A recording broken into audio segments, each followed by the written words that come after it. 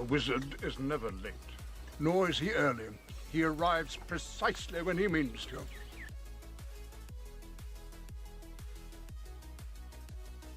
Get the fuck out.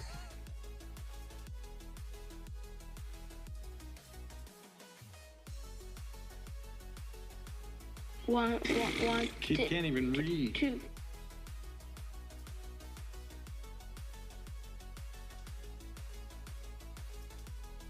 I would just say build a better deck.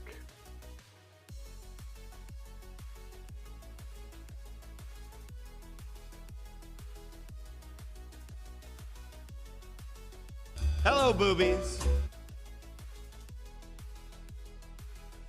Cool story, Hansel.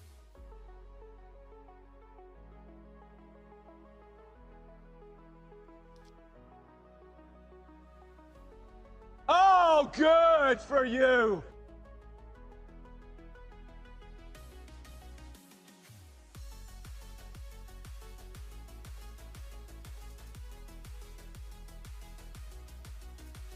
Mr. Unlimited.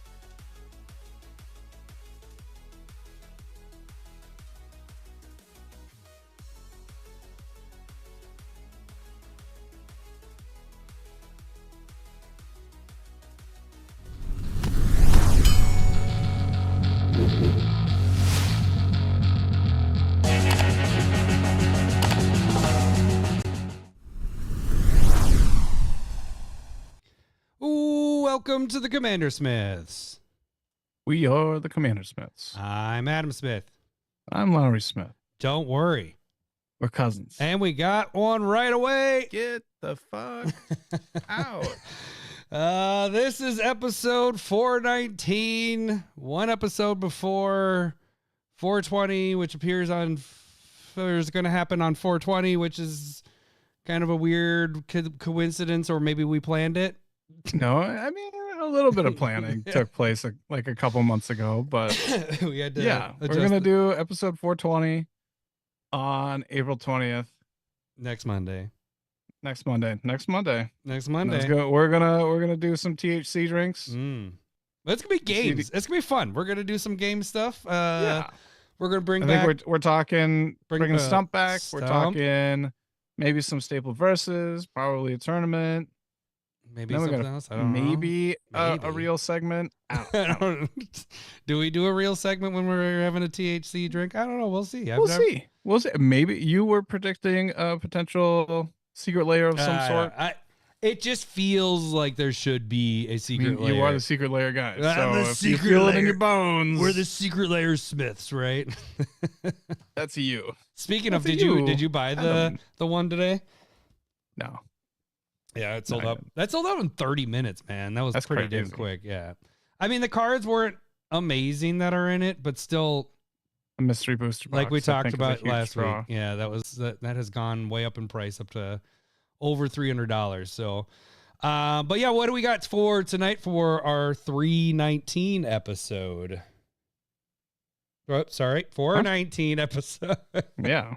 I'm already high. I'm already thinking about it next week. Yeah, the Strixhaven set is coming out. We don't laugh at me. Are we?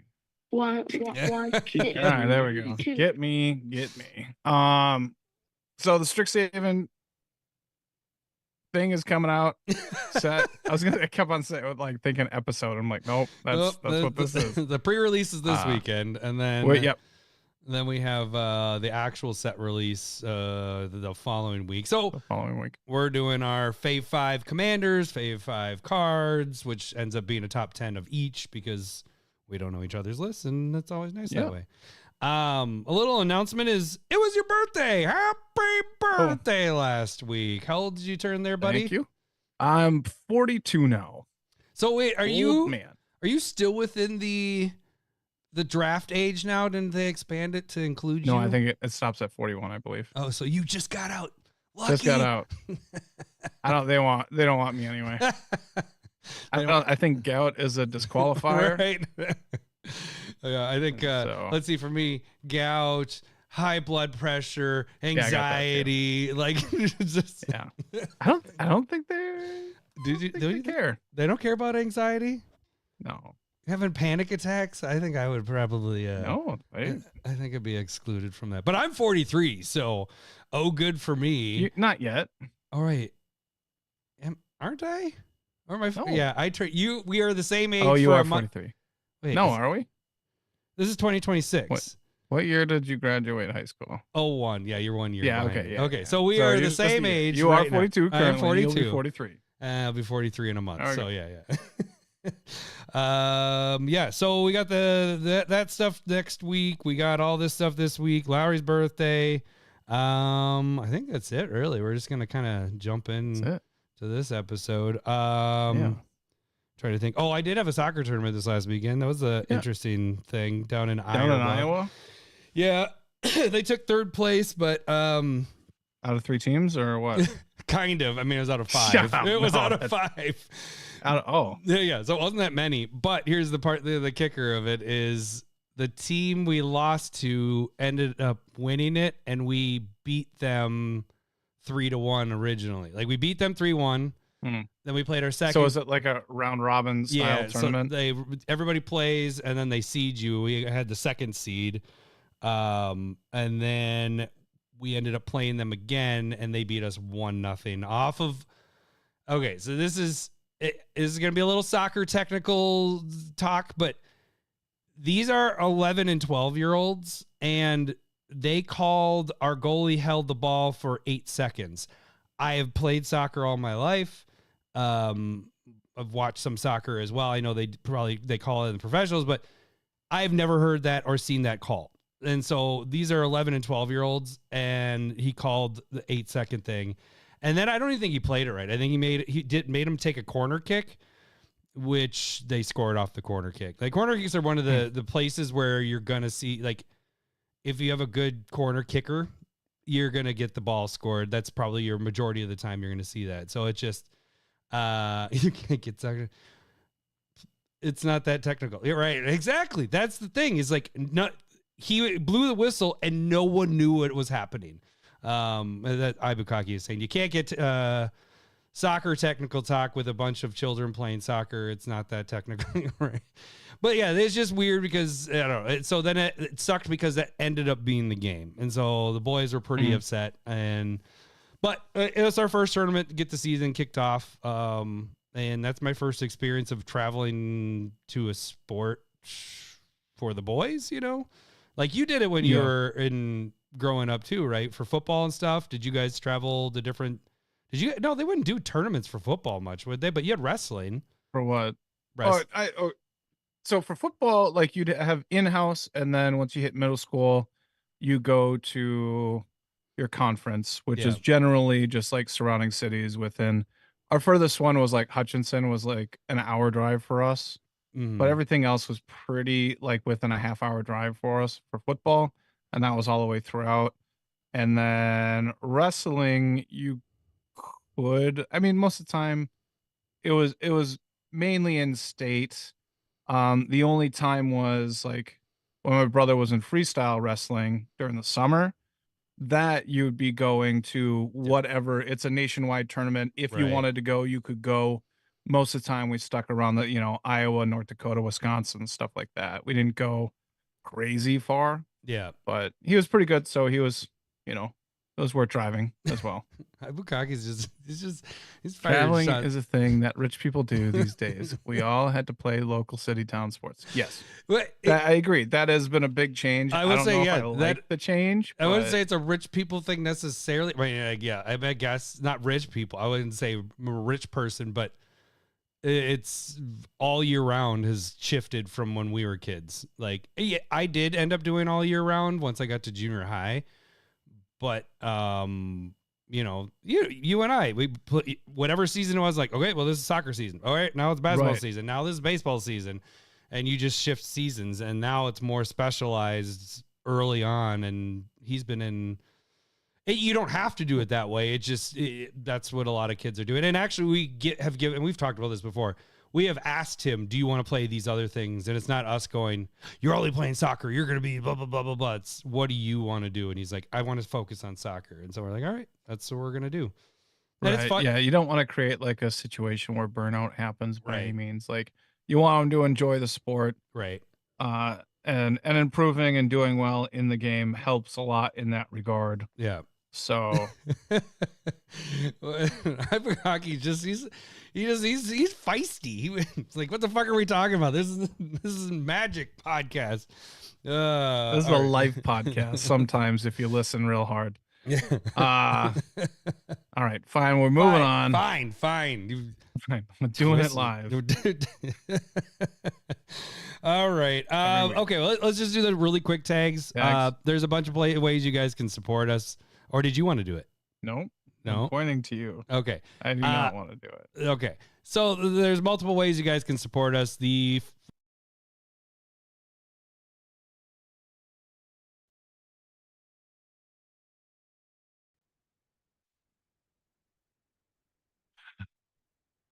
His board went out. So Doop. Come on. And wait, I got to reset the audio. Otherwise, reset that's your not audio. gonna. Keep an eye on it now. You can't trust it. All right, audio. Wait, Lowry, you want to do the clap really quick? On air production. Yeah. Give me All the right, countdown. 3, 2, 1. Boom. That's what we have to do before every. Yeah. podcast. Why did I mess that up? I even messed that up this morning. Not this morning, but before the cast. I don't know what's going on. Yeah. Thanks, Hockey. You know what though? Like it was the system telling me it didn't want me to do the tags because that's when my mic dropped out, everything popped off. Right. But now it does. Because you don't want to do it. All right. So really quick, the ways you guys can support us. The free way is just to subscribe to our YouTube channel. Hit that like button when you're watching any of our videos. If you're watching this one right now, hit that like button. I know you hear it all the time, but it really does help. It helps share our video to other people. It's like, hey, people actually like their videos. Maybe we'll show it to other people that haven't subscribed yet. So please hit that like button and subscribe. You can join our Discord. It's $1 to get in the Discord. We have different tiers. So if you move up on some of those tier levels, we have proxies, over 450 proxies that we have designed. And you can get foil ones if you move higher on that. So we give a little benefit. Not only that's our way of chatting with everybody, but we also give a little incentive to you guys can get proxies and all that. And it's, if you don't know, check out our other podcast where we talk about proxies and how we do that and all that stuff. So if you need to get a hold of us, you can message us on YouTube. We do try to answer any questions there. Otherwise, you can email us at CommanderSmiths@gmail.com. We also do have a store where you can get our Commander Smith Yeti mugs, which are red. Lowry has the red one. We have a couple metal tokens on there. It's in my eBay link below, so you can check. There's the red one there, and you can check that out as well. So those are the ways you guys can support us. Let's we do our 5K race. What are you talking about? Oh, who are we got to run? Larry Ibukaki wants us to run a 5K because we hit 5K. Yeah, my hips have really been bothering me lately. What about your back gout as well? And gout. Yeah. Speaking of, I'm drinking. I'm starting with the Silver Bullet again. Gosh, it's water. But I do have an 11.6% alcohol beer that I got from Iowa that I brought back. Ibukaki, I want you to tell me if this would be a good beer.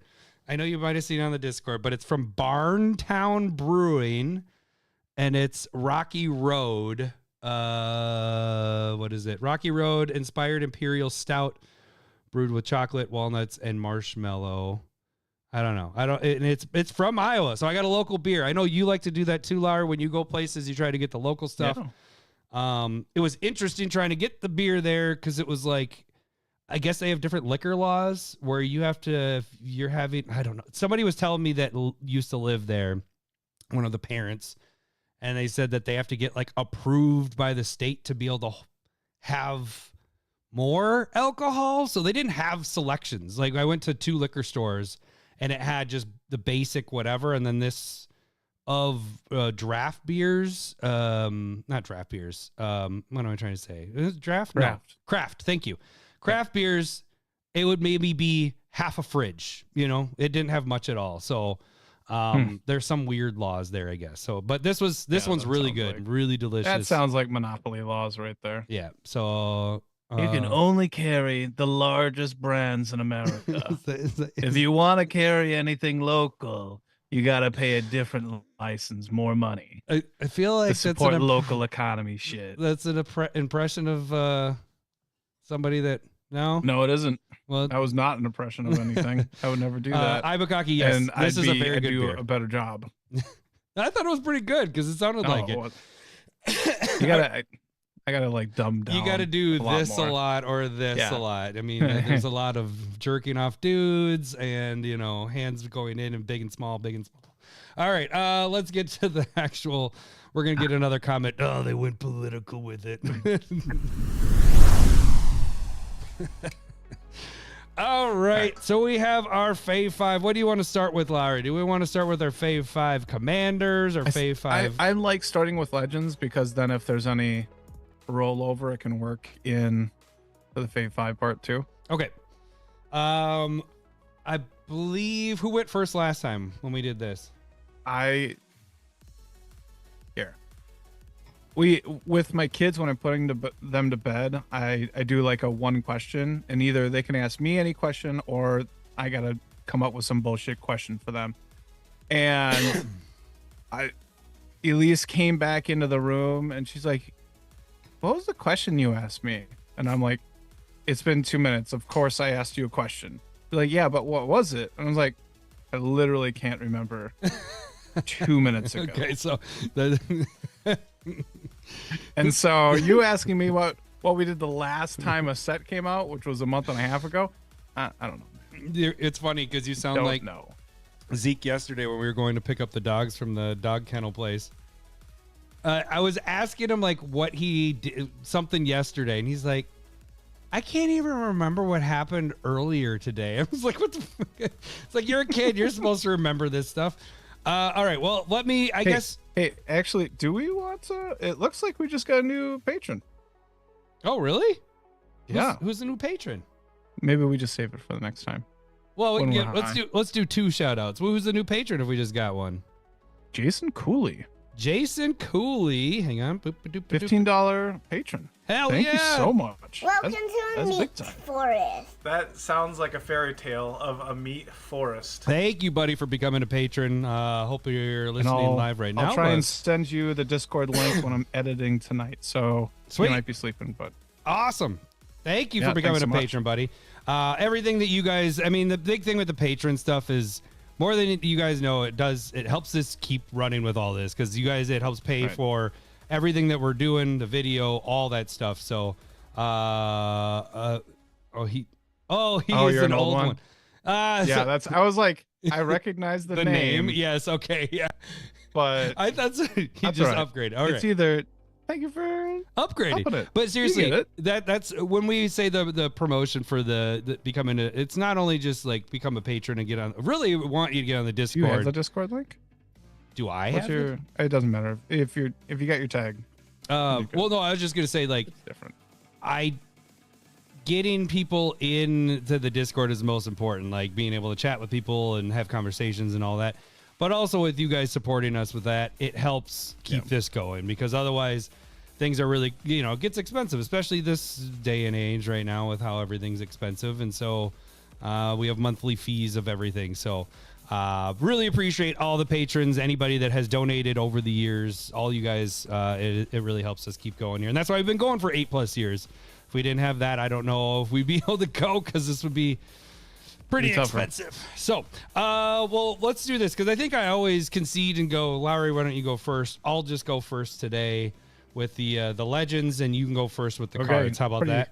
And I won the tournament. How Big about that? presumption there. How about that? I won the tournament, the last tournament we had. Did you? Yeah. I don't remember what it was, but I remember I won one. It was my first one in like the last 5. Okay, then that allows you to just go first every time you want. Sweet. Forever. Forever and ever and ever. All right. No, Well, until the next tournament. hey, it's Monday. Yeah, Ramsey jumped on my it's kind of funny. He jumped on I did my Leonardo deck finally last week. Mm-hmm. And he's like, "Yay, Smiths or whatever, CommanderSmiths." And he's like, I wasn't there. "Yeah, I know." He goes, wait, there's only one of you. And I was like, yeah, this is not Monday, and this is not the podcast. I was like, it's on Monday, buddy, because I did it on Thursday. But anyways, okay. And then he left. Yeah. Yeah. And then he's like, if I don't have both of them, I'm out of here. Fuck I'm that gonna be guy. here for this. All right. Well, first off, I am going to do these dragons are fucking awesome, and I'm going to be doing the Witherbloom one. I hate that they're all like $20 plus on pre-order right now, but yeah, where is pretty he? cool. So Witherbloom the Balancer. I think I'm going to build this one. 6 colorless for and a black and a green for a 5/5 Elder Dragon. So we got Elder Dragons again. It has affinity for creatures, so it costs 1 less for each creature you control. Flying, Death Touch, and then instant and sorcery spells you cast have affinity for creatures as well. So not only I did not add Magda. Get the fuck out of here, Mr. Whittam. He suggested I add Magda to my Leo deck, and I did not add Magda. You bastard. He's very much a do as I say, not as I do type Get the fuck podcaster. out. So yeah, that's. No, I think You're gonna put an infinite combo in this deck when you build it. Is that how that's gonna work? That's only accidental, kind of, in the other deck. You know about it. I told you right away. You're gonna put it in there, aren't you? Which one? Oh no. Sprout Swarm? No, I don't know if I could do Sprout Swarm. That's too easy of an infinite. Yes. That I is agree. that is a 2-card infinite combo because you just need him. With your commander, you Yeah. just need Sprout Swarm. Yeah, and then it's done. Yeah. So I guess on enough creatures. Yeah, but yeah. But I Disgusting. mean, by that point, you're probably have enough. So I think this one could be a lot of fun. It's gonna be you're having to balance enough creatures. One of the thoughts I had was doing like creature spells where you're dropping X spell, an X spell and dropping creatures out. Kind of stinks that we don't have white because that'd be a little bit easier to hit that because you got those. No, I'm very happy that you don't have white. Isn't that funny? Look. White has really changed into like this. If I have white, I feel so comfortable with my deck. I'm like, okay, I got my protection. I have game winners in this. I have, white. It's a glue kind of card. It is. For sure. It really is. Look, I think black. I don't want just a ton of great wraths in the deck Yeah, that would be because that's what would white happen. would. Yeah.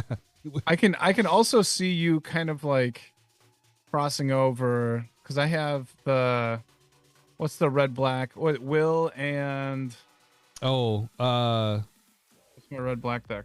oh, But she casts black spells, big black spells, and they're powerful. And they're Yeah. good. So I'm glad that it's 8 CMC to come out. yeah, but it might not be 8 CMC because it has affinity for creatures. Shit. You're right. Okay. Yeah. Yeah. So that's why this one's going to be interesting. Oh shit.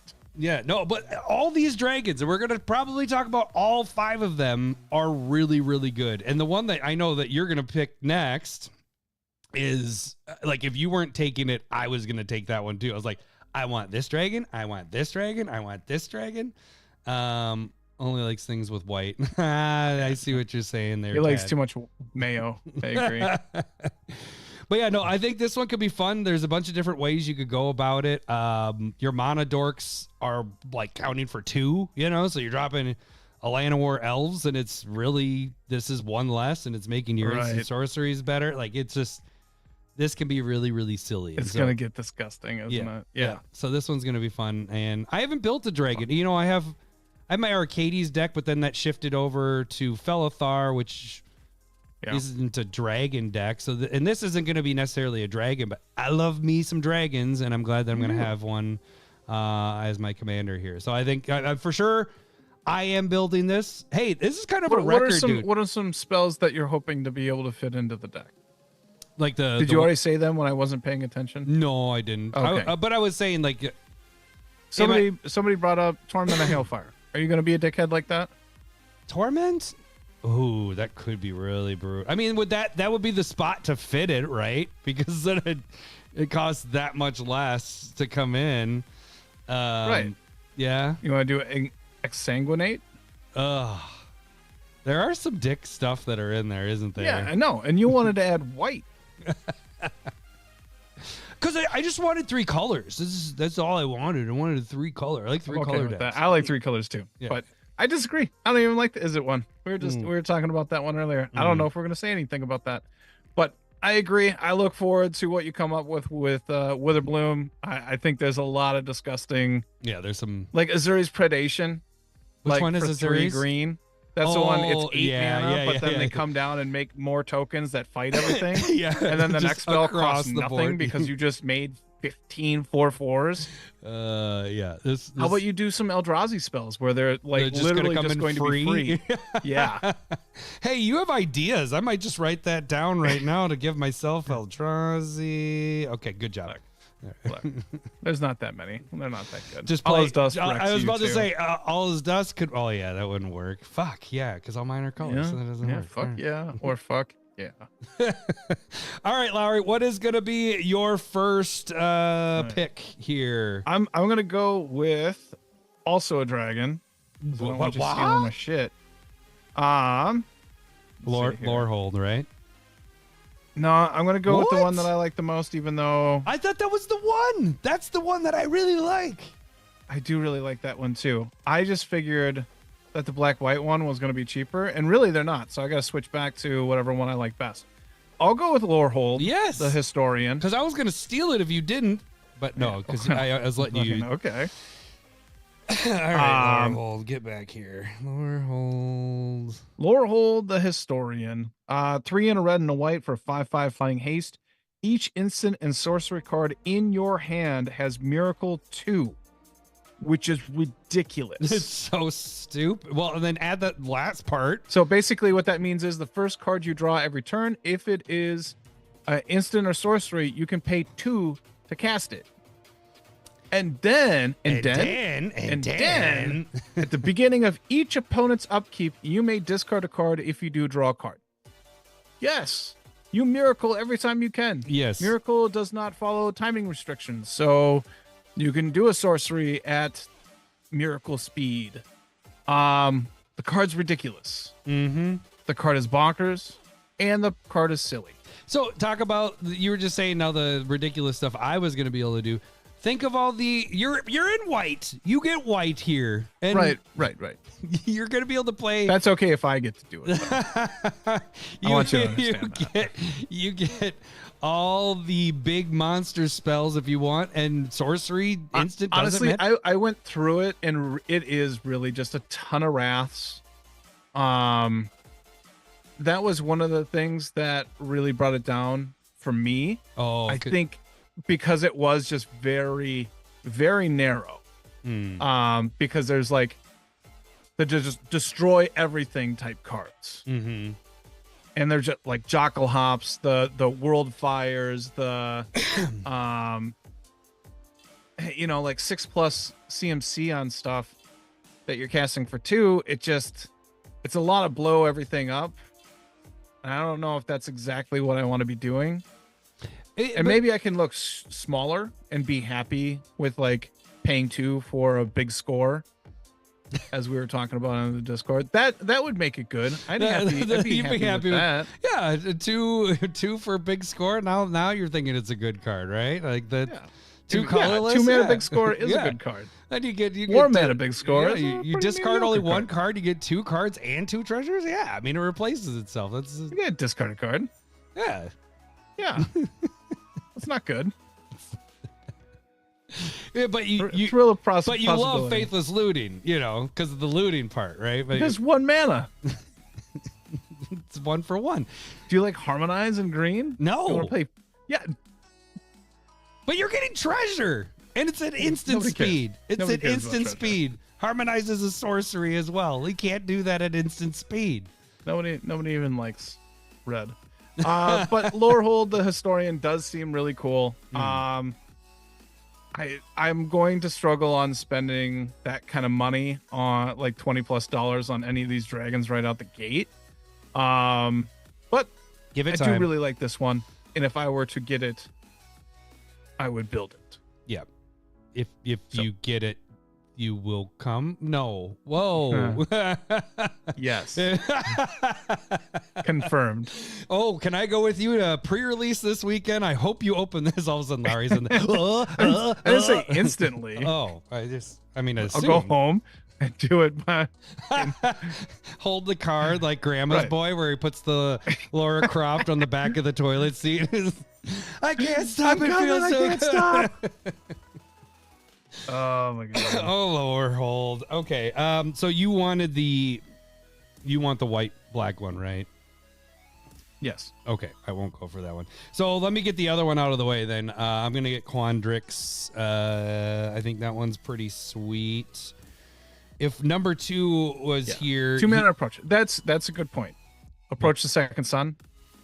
Oh yeah, doing that for 2 mana. That is good. I agree. There's my Quandrix. Where are you doing? Doing the green blue one. Yeah. So we're not talking about the red blue one. Well, we have time. We have plenty of time. Number 2 would pick that instantly. In fact, number 2 is talking about building a five color deck so we can play all of them, which would be kind of funny because they would kind of work together a little bit. Yes, Ramsey is it one is really good. We'll get to that one. You do you. I'm not gonna say it. I don't even like it. So I'll do Quandrix, the proof. 4 colorless, 1 green, 1 blue for an Elder Dragon 6/6 flying trample. It has Cascade. And then your instant and sorcery spells you cast from your hand also have, there goes the beer burps. Also have Cascade. I mean, it's pretty straightforward. It's really good. They stepped up the game of these Elder Dragons in this. Like each one of them is they're pretty damn powerful. If you they are. If you can keep them alive, I mean, even this is going to Cascade right away. You cast it for 6 is not bad for 6/6 flying trample. God, it's just crazy. 6 for a 6/6 flying trample and Cascade and everything with Cascade with it. It's just kind of silly. But yeah, so I think this one's what? Gross. With cascading extra turns. Just do an extra.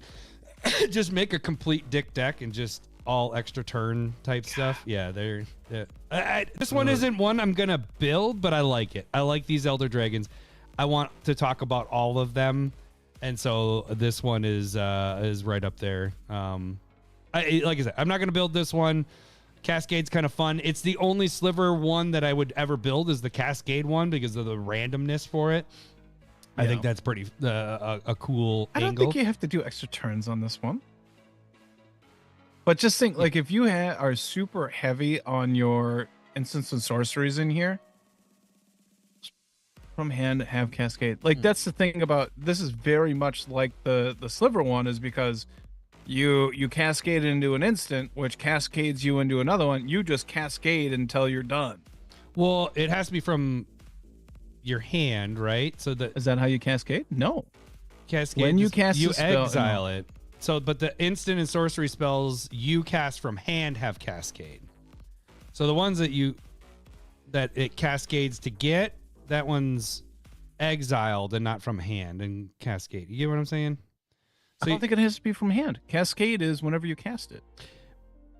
But this is saying that your instant and sorcery spells have cast from your hand. Okay, okay. I was missing it. Yeah, yep. Cool. Perfect.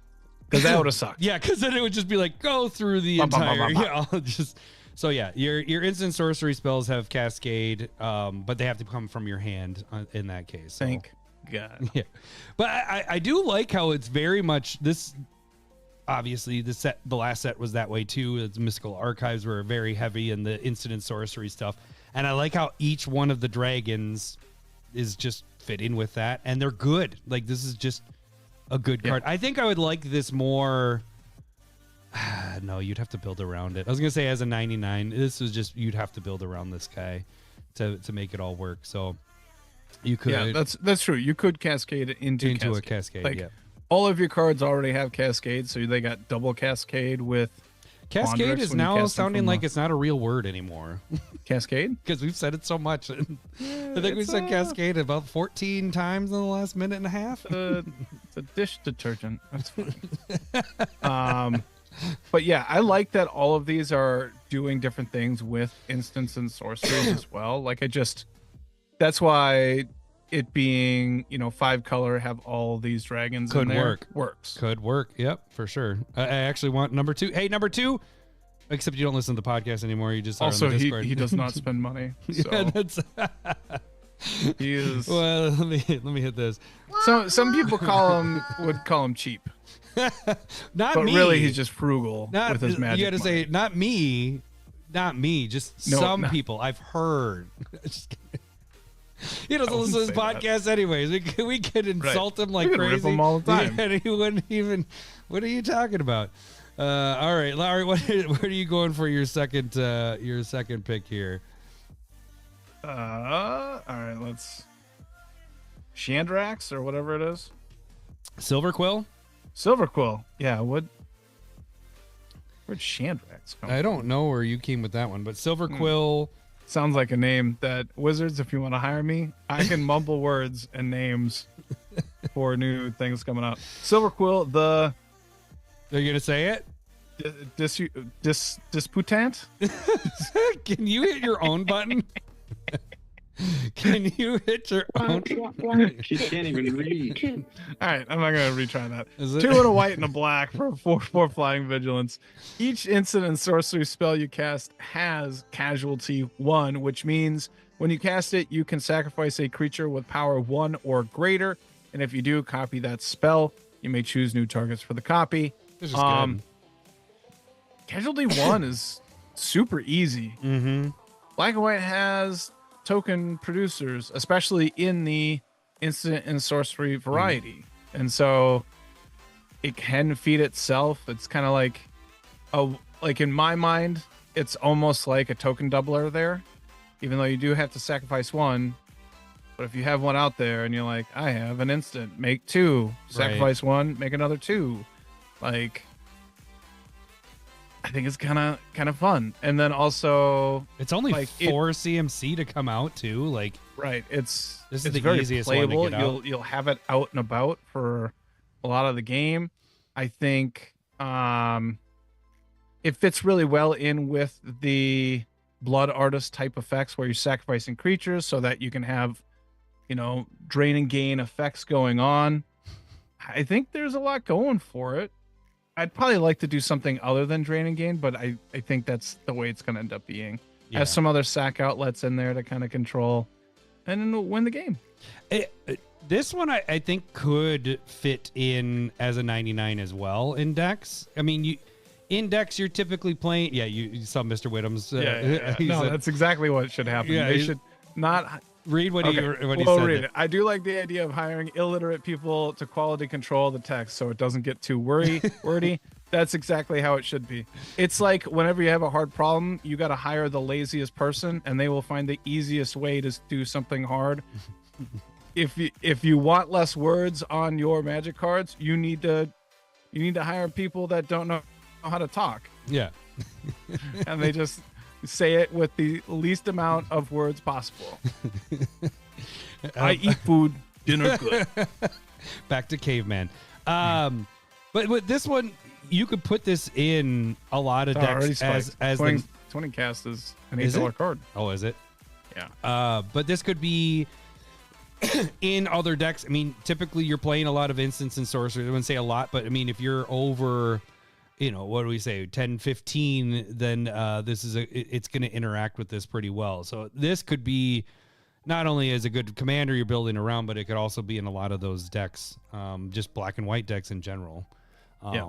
That have count like creatures, like I'm trying to think if my Tesa deck has enough instants and sorceries in it that this would make sense to be in there because it's creating a bunch of, and I want to sacrifice, Tesa's wanting that to happen and this is allowing me to have that happen. So it'd be interesting. I kind of want to look through that to see if it can fit in there. All right. All right, what's your number 3 here? Are you gonna go with the red blue dragon Yeah, here? I'll just get the dragon. Let's get them all done because they're all really good. Prismari, the Inspiration. I read that one good. 5 colorless, Real blue and red for an Elder Dragon 7/7 flying with ward, pay 5 life. instant and sorcery spells you cast have Storm. I mean, this is just an orgasm for those Spellslinger decks. I mean, I guarantee. No, Lore Hold was the orgasm for me. Well, what I was going to say is number 2 took this one to the bathroom and, had his way with it. Or when he gets it. I guess it's not out yet. He can't do that. But maybe the picture, he took it with his phone and put that up against the toilet and, did this thing. Because this is just ridiculous. The only problem, and you and I talked about this before the cast, is 7 CMC to get out. Right. You got to keep this alive, because are you going to cast another instant or sorcery spell right after you cast this? I mean, you could, but that's got to be pretty late game, or you got to have a lot of mana, sitting open. Like a bunch of rituals. Yeah, I think being able to get that out along with having mana left over. For me, it's either having creatures or things out that are already protecting it, like your Lightning Greaves or whatever, so that you can protect it for a turn, wait a turn around, and then just go crazy. Like number 2, did you see what he wrote about his games that he played last week, where he had he put it on the Discord today? He had like kind of missed it. A crap ton of mana and was able, every time he was casting a spell, it did damage. It was very number 2-ish, and this is a very number 2 kind of card. It is Spellslinger type thing. So I guarantee you, if he doesn't build that 5 color, he's going to get this guy. Because that's the thing that you're saying, you pointed out. These are also damn expensive. It's going to be hard to build a 5 color commander for all these dudes, because you're going to spend $100 just to get the dragons in general at this point. Right. Hopefully they drop down. This feels very much like a glass cannon type of dragon. Like out of all of them, this is that.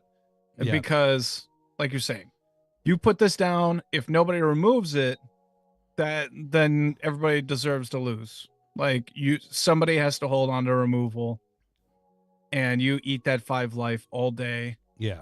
Yeah, for sure. That is hefty though. That's not sure, but it's life. Worth it, right. Because if you sit down and be like, "Hey, I can remove this," but you guys, you do a little politics and say you can't attack me for a turn or 2 until we deal with this, and if they're like, "No," and then you're like, "Okay, game's over. It doesn't matter." Right, Candy, you're right. 7 CMC does seem reasonable for what this card does. Yes. Yep. I think it's. I'm not sitting here saying like, oh, this is crazy nuts. I'm saying like, at least people have a time to react for this, generally. Unless somebody rituals, gets this out, and then you have something else to do. Like you got a storm count of 6 with a lightning bolt in hand. That's pretty good. And that's going off. Yeah. So it's going to be nuts. Like, if it survives around a turn, expect people to die. Yeah, the game is probably over. So yeah, this is just a very strong card. All right, so we got all the dragons out of the way. What non-dragon are you wanting to talk about? Non-elder dragon. Good question. I know. Let me take a look at these. I have a few. Well, get that one dude. Yeah, I'll get into the otter there. Well, let's go with Muddle. Yeah. The ever-changing. Muddle. MUDD. Oh, sorry. My finger hit the wrong thing. All right, so this is from the pre-cons. This is the one that I'm aiming to be building. This one's sweet. On a cheaper end of it, but it's very interesting in my opinion. It's 2 colorless, red and a blue for 3/3. And then you got stuff covering that first line. Oh, you sorry. Move your arrow. Beep. All right, well, whenever you cast an instant or sorcery spell, Muddle becomes a copy of up to 1 target non-legendary creature you control until end of turn, except it has Myriad. And so the idea that I kind of pitched to Adam a little bit was like have a bunch of creatures that ETB that return instants and sorceries to your hand, and you could go with other ETBs as well. And then you cast a spell that gives Muddle evasion, and so like it's really hard to block it, like flying unblockable, or have auras that do that kind of thing, or equipment or whatnot. Right. And then you're able to want attack the original one to stay alive. Yeah, and then copy the creatures that will ETB return instants and sorceries. Yeah. And then you get 2 or 3 back to your hand to be able to do it over and over and over again, and kind of cycle through that. I feel like that'd be really fun and kind of cool. Seems and very just like really build things feather-ish, but more fair. in a way. It's very what? Very feather-ish, but more fair. I was kind of thinking the same thing. Yeah. That could But be more a very... fair because feather is because this is because feather is just doing it every turn, so you're constantly protecting it, constantly bringing it back. This at least is like, yes, you can make it become a copy of something whenever you cast an instant sorcery, but it isn't doing the myriad effect on other people's turns. You're not able to attack and make copies and all that stuff. I like this one. I think this one could be a lot of fun. Like you could make it. I like the idea. You could make it really brutal, like we talked about too. You could throw in a freaking Blightsteel or game winner there. Boom, boom, boom. All Blightsteels come across. Like you can have some silly stuff. When was the last time you had that could be interesting? Yeah, get like a sneak attack in there to put a Blightsteel Colossus out. When's the last? Sort of because then you bring it back. When's the last time you put Blightsteel in deck? Because I can't remember. I don't even think I've put one in since we've been doing this podcast for 8 years.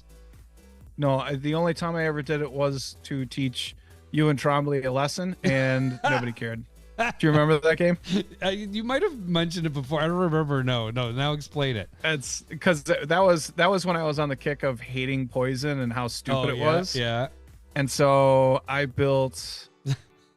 It was a red-green deck, so it had Defense of the Heart, and then you guys just did not care. Like you guys just were talking. I'm like, I'm gonna have my Defense of the Heart go off and go get 2 creatures. I'm like, okay.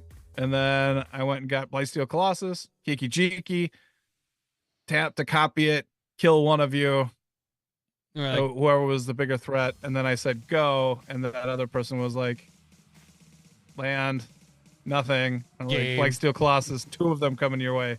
They're like, I still don't care. I'm like, this is the dumbest thing ever. You guys should not like poison. but now you play poison all the time, which is fantastic. I do not all the time. That's a ridiculous thing to say. Candy is saying I should take a shot of the spam alert. No fucking way. It's still in my fridge. Hang on. Oh, that's true. Extra combats would be disgusting. That's disgusting. Look at that spam alert. That looks like pineapple now. Look at that on the top there. Have not opened it. I don't want to open it.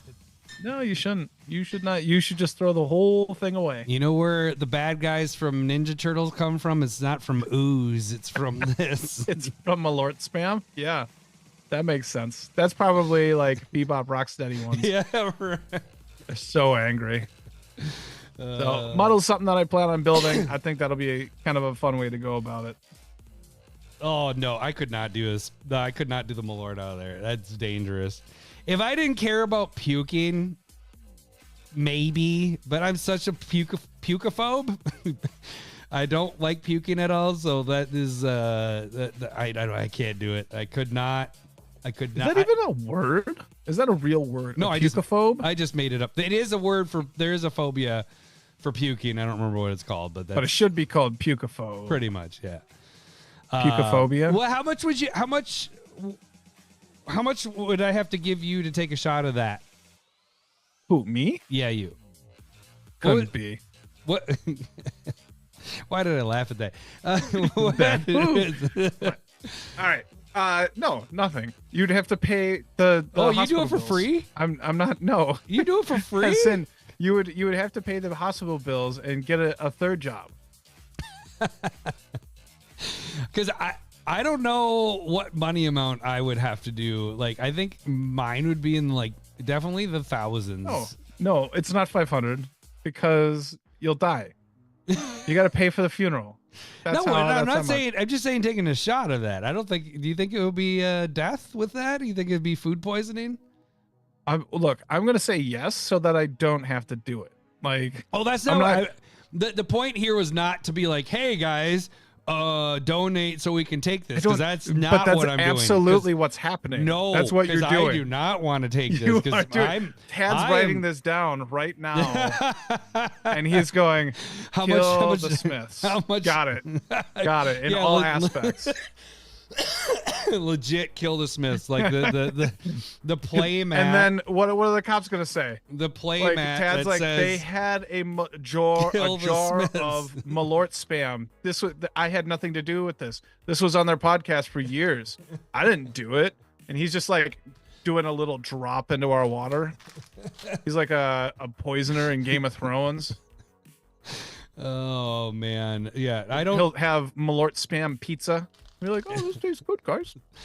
I don't know what my amount would be, but it'd be in the thousands for me to be able to take that. Like, I don't think I could. I wouldn't. No.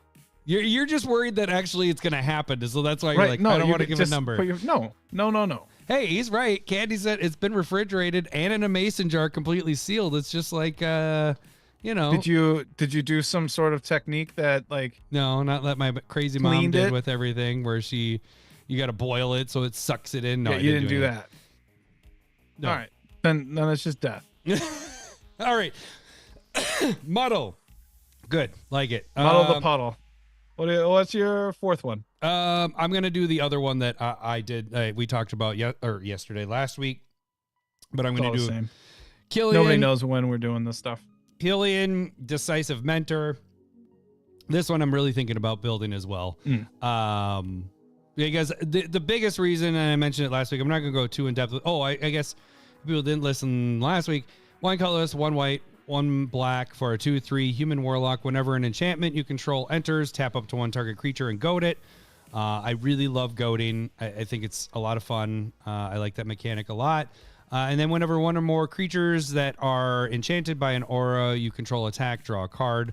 I have Kaima, and so I just don't like Kaima. I don't like the way it works, and I think I will like this a little bit better because I don't have to focus. Do you want to rebuild Kaima and like? Is it something that you wish would work and it'd be something that you would enjoy, or are you just kind of going like, I have this idea and I want it to work. Let's try a different angle. I think Kaima just costs a little too much, and especially because I've played it in games with you and you kill it really quick, and bringing it back out, it just becomes worthless at that point because then it just this one's more. I can handle this. This is 3 CMC. I believe Kaima is 5. I think it's 3 in a green and a red.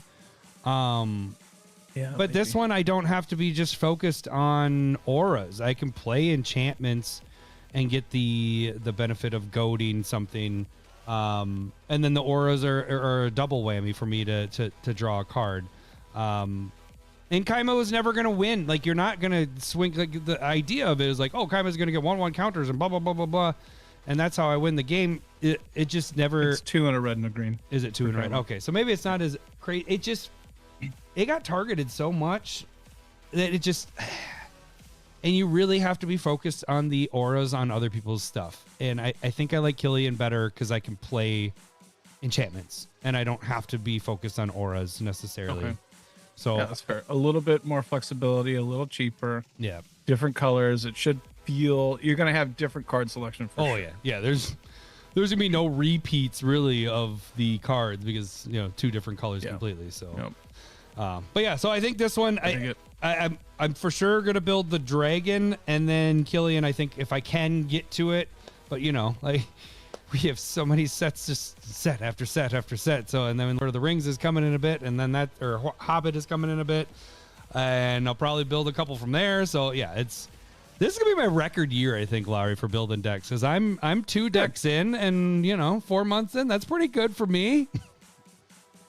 You're doing great. Thanks, buddy. Proud of All you. right, what is your 4th one?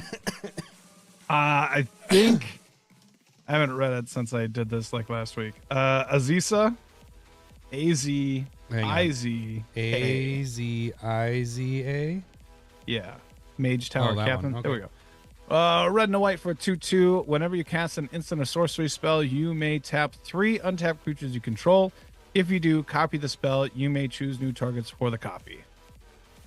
Red and white, very good removal, making sure that you have creatures that create creatures when you cast instants or sorceries, Young Pyromancer, and then you just get all those creatures, tap 3, copy a Lightning Bolt, Swords of Plowshare, Path to Exile, just I feel like that really cheap removal, copying it, is going to be nice and cheap. And this might be like my budget version of what the Black White Dragon would be doing. Because again, it's hard for me to justify spending $20+ on a card, and I'm sure it's going to be really good. I just don't want to do it. Cheap or frugal, whatever number 2 wants to call it. So, but I like copying spells. I've liked Calamax for a really long time. What? But, yeah. Any reason to bring up Calamax, I'll say it. And how many Calamax decks did you make? I've made like 5 or 6 different versions. That's fantastic. I had 3 at one time. Did you? What's the most versions of a commander that you've ever? Not besides that guy. What's the next most? I guess. What's the second? Like, do you ever have any that you built 2 of? Like there are some where I will just revamp the deck instead of like just taking it apart and rebuilding it later.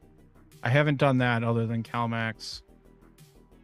But like Alayla has had a lot of that. Started out as an enchantment deck making fairies, and now it's an artifact deck with a splash of enchantments in there. But it is almost fully an artifact deck at this point. So Calamax by far. Yeah, you just by love far. it. But Aziza is going to be cool. I think, the 3 creatures might be a stretch, but it's not, there isn't any real restrictions on it. You could do like a bunch of the counter stuff like that, not counter, but like assemble the Legion type things, putting those in. So it's making a bunch of boom, boom, boom, boom, boom, boom. It feels like tokens have to be a thing in this deck though. And you're in the right color. I mean, you got white in there. Yeah. Red has a ton and of red. too. Yeah. So, that could be, we'll see what happens after Muddle. See what prices do. Yeah. We gotta wait for this to come out and see how everything drops. All right. My last one is gonna be the Dawning Archaic. Interesting. This, like I mentioned to you before, we've come from a bunch of sets with hundreds, it felt like, of hundreds of legendary creatures to choose from. And then this set is, I wouldn't say this is a right amount. It just felt weird going from having a plethora of choices to like, okay, now I'm whittling down to just creatures I like. But this guy, he is 10 to come out for a legendary avatar, 10 colorless. He's a 7/7. It costs 1 less for each instant and sorcery card in your graveyard. He has reach. And then when he attacks, you may cast target instant or sorcery card from your graveyard without paying its mana cost. If the spell will be cast from your graveyard, exile it instead. So the big thing with this is just it's going to be in those Spellslinger decks. I mean, that's you're not building around this. You need this as part of the 99 of all your Spellslinger that's fair. decks. Because just having colorless spells is not instant and sorceries. It's very lacking. That'd be pretty bad. But it should be an auto include in those Spellslinger decks because it's colorless. It goes in every one of those. I know you're doing that, but if you're in a Spellslinger deck, this dude's easily going to only cost 5 easily, or less, because it costs 1 less for each one of those that are in your graveyard, So I think this is going to be in those. I'm even debating. Hold on. I think the wording specific of auto include got my head popping. Kind of like, I don't know about auto include, but I can see it being put in a lot of. It's playable, for sure. Yeah. 10 throws you off just being like, ooh, 10 CMC. But most of the time, if you're in a Spellslinger deck, you're paying probably 5 or less. Like, I think that'd be fun to like attack and do a Chandra's Ignition off that, target it, 7 damage to everything and each opponent. Like, that'd be fun. Yeah. But I don't know, if I'm just, it's not, you're not doing counter spells back. Like that's bad. Burn spells are like 1 and 2 CMC. unless you're going higher. Like, I don't know how excited I am for casting that. Like, you have just cheaper options Yeah. for those kind of decks. And so, like, I can see this being good in like a Mothman deck if you have a little bit of instants and sorceries in there and just like casting some of that stuff for free potentially. I don't know which ones it'd be. Because I'd want them to be bigger instants and sorceries. I was gonna say, but at that same aspect, it's really hard to get a lot of them in the graveyard as well. Right. But this one, like, I'm trying to think of my Spellslinger decks. So I have Edgin. It could go in there for sure. But I'm losing some of my Dragon's Approach stuff. Right. You'd be casting the Dragon's Approach.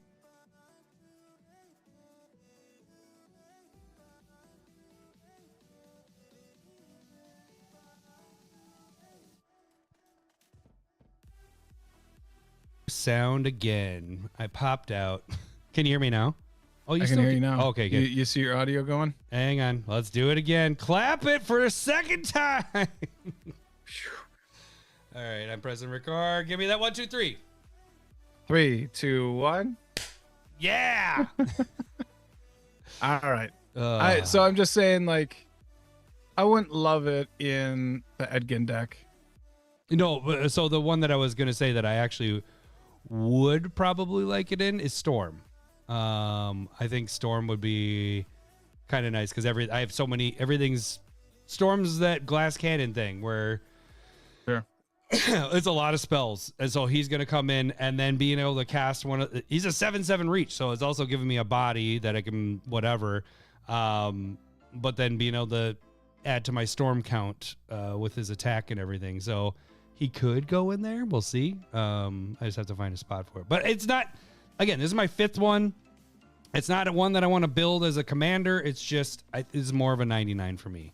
I mean, it should be a 99. Lowry, what is your last one? Give me a second. Open up here. I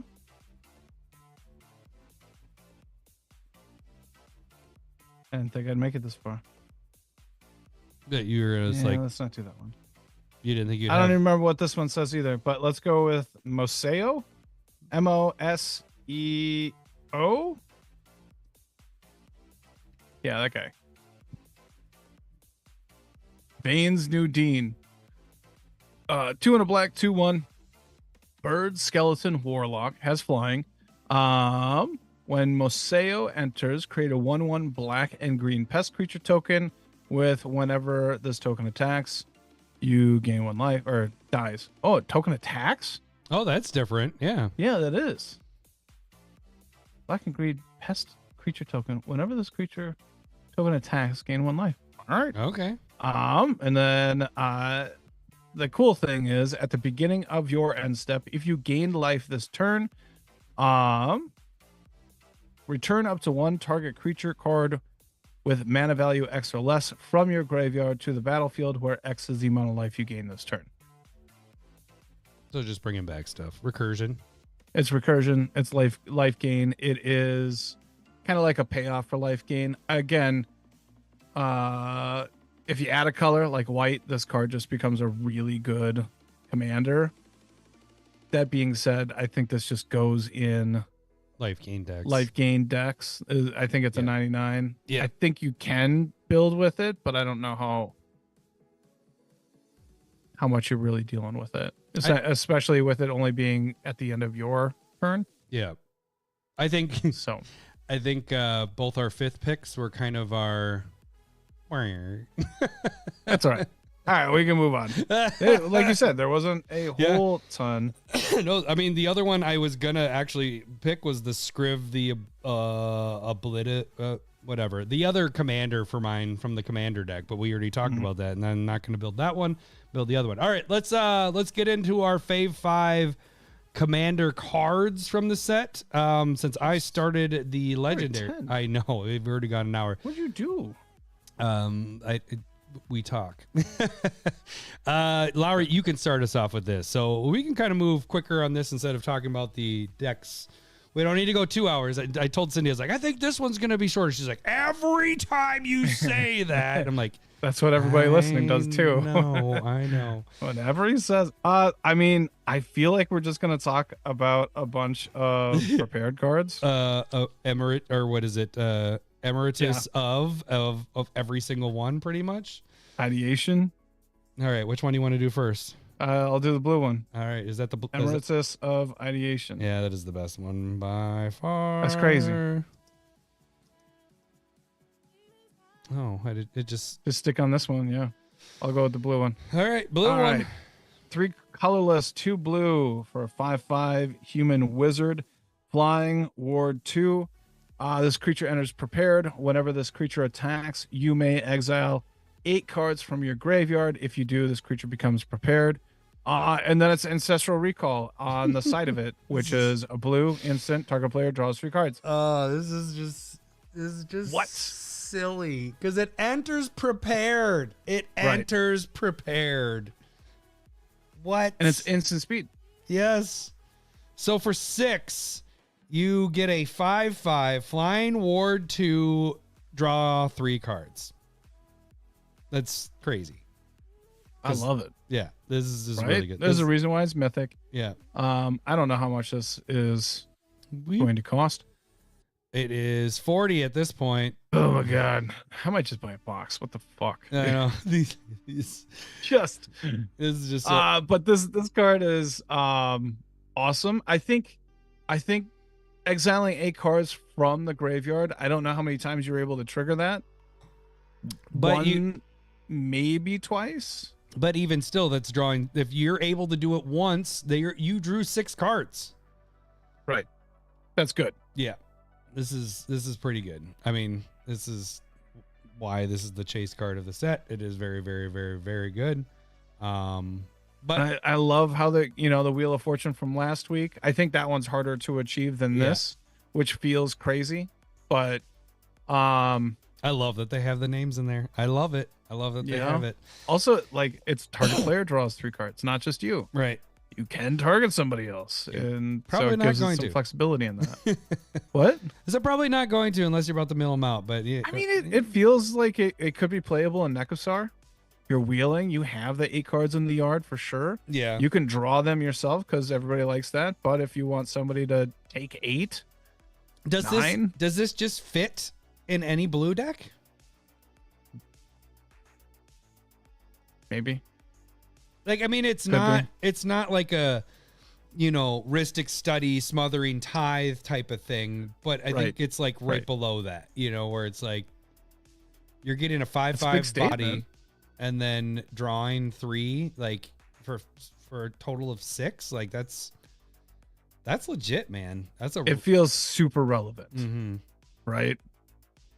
Yeah. This is what I wish Frost Titan was doing instead of tapping things down. Speaking of, how do you like the prepared mechanic? Like, I actually like that a lot. I think it's kind of cool. Well, as I was kind of saying in the Discord, Displacer Kitten has gone bonkers. Yeah. And so I think Blink really makes prepared, like just making a Brago or a Urion blue-white Blink prepared deck seems like it's going to be really, really good. Mm-hmm. Or Rune, or it seems like a really cool mechanic, especially if it is an ETB. It's prepared. I was gonna say any of the ETB prepared ones are gonna be great with that that kind of stuff. Like, give this Myriad. Oh. That's. Oh wait, if that fits in your colors, now you're gonna spend a lot of money, man. To get I'm not spending shit. I'll work for it, but it's not legendary. It's perfect. Turning this into Muddle. Yeah. But Muddle wouldn't be prepared, but those Myriad tokens would be prepared. Yeah. And then you're just like, I'll pay 2 blue and draw 6. Yeah, that's disgusting. Holy moly. And you're attacking for a 3 5/5s with ward and with flying and ward 2. That says, yeah, that's good. All right, that's good. Let's start hitting all these because the next hold one. on, give me a second. I gotta write this down. I was too excited. I'll do the next one I had on my list was the Woe, so the black one. So Emeritus of Woe, which is 3 colorless and 1 black. It enters prepared. Not necessarily for us because we don't tutor, but it does have demonic tutor on the one side. So 1 colorless, 1 black. Search your library for a card, put that in your hand. It's a, and then I don't know if I said it, it's a 5/4. At the beginning of your end step, if 2 or more creatures died this turn, this creature becomes repaired. I think this is an easier preparation than the last one, but what you know what I'm just saying it's a big butt. Well, no, just saying like it's an easier preparation, I think, than the other one, but I like the other one being that it's instant speed, it's the one drawing the 3 cards, and we also don't like to tutor for us, so this one I'm not going to use, but it is very good. This being an end step trigger though, and you can't use it until your next turn. I think that's a big but. Well, but you can, but it comes in prepared as well. Sure. So you get the demonic tutor. Okay. Yep. So if you use it, the turn it comes in, it's only 4. So you're paying the same amount as the other one. The other one was 6 to get both of those triggers to go, the demonic tutor and the creature. So you're paying 6, getting something in your hand. If you're able to sacrifice something or kill 2 creatures at the beginning or during your turn, now it's prepared again for your next turn to go look for another card. Like if you put this in any of those decks, like we were mentioning earlier, my Tesa deck, anything where you're able to sacrifice your creatures, you're just going to continuously go through, find the best card, and it's kind of silly. I mean, in comparison though, it's kind of crazy. Well, I mean, demonic tutor is it better than ancestral recall? Demonic tutor, just like as cards. 1 blue instant, draw 3 cards, or black colorless sorcery, get any card you want. Right. I'm going to say yes in Commander, especially because you go search through 90 some cards to find the card, the answer. Yeah. I've never played Ancestral Recall. Maybe they should unban it. Maybe we'll see if it's worth it. Yeah. But yeah, I mean, but the thing is which one would I be playing? And the other one, because we don't tutor. So this one's just not going to be part of also true. What I also do. True. So no evasion, no protection. Exactly. Like this card is dramatically worse. Okay, that's what I was going to say. And then it's like demonic tutor might just be better. Like, it's a good card. Yep. It's also a good card. Do you want to hit up the other ones too? Should we just go through all? We can just go back and forth. Yeah. So we got, which one do you want to go with next? You know what? I don't like the white one. Really? I thought you would like the white one. You can't prepare it again. What if the opponent controls more creatures than you? This creature is prepared. Oh, it's not just on ETB? No, it's when it enters, target player creates a 1/1 inkling creature token. Then, I think it only is preparing if you are meeting all those triggers on ETB. Yeah, you're right. I'm not understanding. I don't see any other triggers where it's happening like at No, I just thought it was whenever an opponent. I assumed that it came in prepared, one. And then I assumed that its trigger was if somebody has more creatures than you. And I was like, oh, that's sweet. Even the playing field. Let's keep removing creatures. Yeah, that one's a little more difficult. Okay. So this one, like the white one, I don't even like. We can just put it on my list if you want. No, I mean, now that I come across there, you point that out, I am putting an X through that. There we go. Hey, what's up, D1? Which one do you want to hit one of those, or do you want to hit something else? We don't have to come. We can come back to honestly, I think I like those two. I think I liked the green one, but I don't think it was on my list. Let me actually check my list. Did put the abundance in.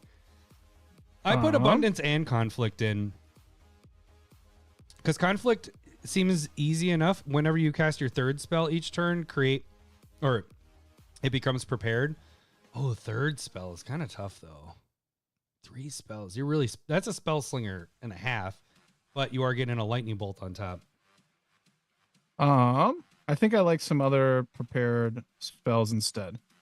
Okay. Let's go with Grave Researcher. Grave. Hang on.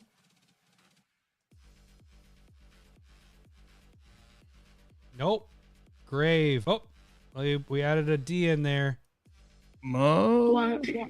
She can't even read. There All we right. go. 2 and a black for a 3/3 Troll Warlock. At the beginning of your upkeep, surveil 1. Then, if there are 3 or more creature cards in your graveyard, this creature becomes prepared. So after the surveil trigger, each turn you might prepare. And the prepare part is reanimate, 1 black, sorcery. Put target creature card from a graveyard onto the battlefield under your control. Lose life equal to its card's mana cost, mana value. A repeatable reanimate is quite good. That's the surveil 1 and having 3 or more creatures in your graveyard. Super easy to get. It's very cheap. I like what's going on here. Mm-hmm. But I think the big knock is that it's not coming in prepared. Right. But it can, at the beginning of your upkeep, surveil.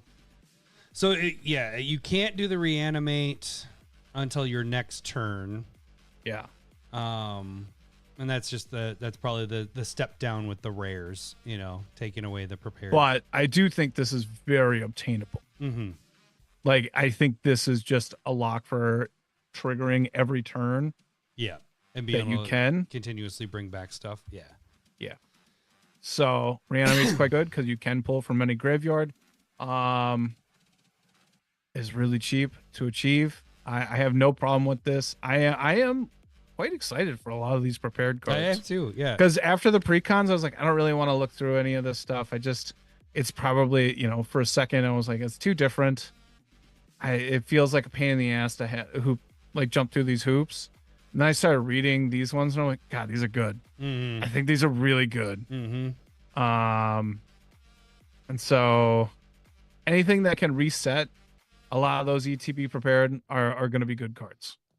And so, but I think this could be an auto include in a lot of reanimation decks. Oh, for sure. Yeah. This would be. Tesa wants this.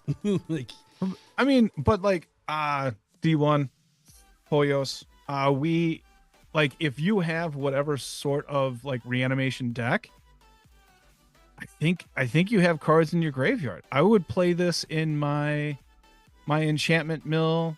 I'm blanking on it. Red, green, white, black. Anything that you self mill in, this could easily be in there. Mothman, Onyxia. There we go. I got there. Onyxia would like this a lot. It doesn't have to be huge creatures. It can be anything where you like sacrificing creatures and getting them back. Either the sacrifice ability or the ETB, and you could just, if you're just losing 3 life on Eternal Witness every turn and getting back something else even more, it's not a bad card. Yeah. If you are killing a bunch of little creatures and then you can just steal them as well, I think it's really versatile. It does not have to be big creatures. It just can be the best card in any graveyard. And this fits your style a lot because you do like the reanimation stuff. So this fair. Yeah, but I mean, recursion. You could also put this in your decks that are trying to steal cards from your opponents. Mm-hmm. You're not necessarily casting stuff, but you're still stealing it from them. Mm-hmm. Like the new fairy deck might like this. Yeah, because it is. I think there's a lot of applications here when you Right. can just repeatedly do it every turn. And it comes down pretty quick. Yep. No, I dig this one. Another one, I'll do the other that I liked. I don't know. I was like, I don't know if Lowry will like this one or not, but it's the brainstorm one, harmonized I might have missed it. trio. And if I could. Oh no, I did like that one. Yeah. Harmonized. Oh, mix those two up. There we go. Harmonized trio. So this is 1 blue for a merfolk, bard, wizard. It's a 1/1. Tap 2 untap creatures you control. This creature becomes prepared, and then has brainstorm on the other half. Draw 3 cards, put 2 cards in your hand. So to me, I was like, this. It's a 1-drop. This comes out early. Tapping this and 2 others, 3 creatures, and then you're able to draw. You're brainstorming every single turn. like this seems legit. Like I like this card a lot. I'm gonna probably play this a ton. I don't even know, are these expensive? Yeah, that's cheap. So I don't know. Oh, what? Right. So you had this on your list as well? Yeah. This was definitely on my list. I do really like it. I do think it's something. Make sure that you understand why Brainstorm is a good card. Because if you draw 3, put 2 back on top, and then you end up drawing those 2 cards, even if you like, the big thing is you're putting away things that you don't like, and you're getting a ton of options for something really cheap. And so if you don't shuffle those cards away, if you don't want them, then Brainstorm's not a really good card. So if you're not like, we don't tutor, but we have plenty of things that search through our deck that would shuffle. So you got your fetches, you have your ramp cards, you have, if you're shuffling enough or surveil lands and stuff like that, then Brainstorm becomes a really good card because it's allowing you to see more options. Kind of like with a Sensei's Top. If all you're doing is looking at 3 and you continue to only see 1 new card, it's a lot worse card if you don't want 2 of the 3 cards and you don't want it, right? And so making sure that you're seeing new cards when you Brainstorm makes it a really, really good card. Yeah. But if you're not shuffling, it's not going to be that good for you. I think this card is very doable with tap 2 untap creatures you control. This creature becomes prepared. Super easy. Doesn't have to be at instant speed. If you're doing this with a Seedborn Muse or something that untaps you every turn, that's ridiculous. and you can fetch it, or if you can fetch and like you get so far ahead, it's crazy. Yeah. If you have anything, Merfolk and Wizard are very relevant types. Right. If Bard too, totally. No, you son of a gun. But if you have anything that has to deal with when you draw, you're drawing these 3 cards. So if you're able to continuously do that as well, if you have any effects that do damage on draw, do you get creatures on draw, this can be very, very relevant. But like you said, if you have no way of shuffling with fetches or some way, you could sometimes, and that's what sometimes happens with the Sensei's Top, is you get kind of stuck. You're like, I know what's coming and it's garbage and I want it gone. So as long as you have some way of moving that around. But yeah, I think what do you think if Brainstorm was something that could have been like Preordain or Ponder?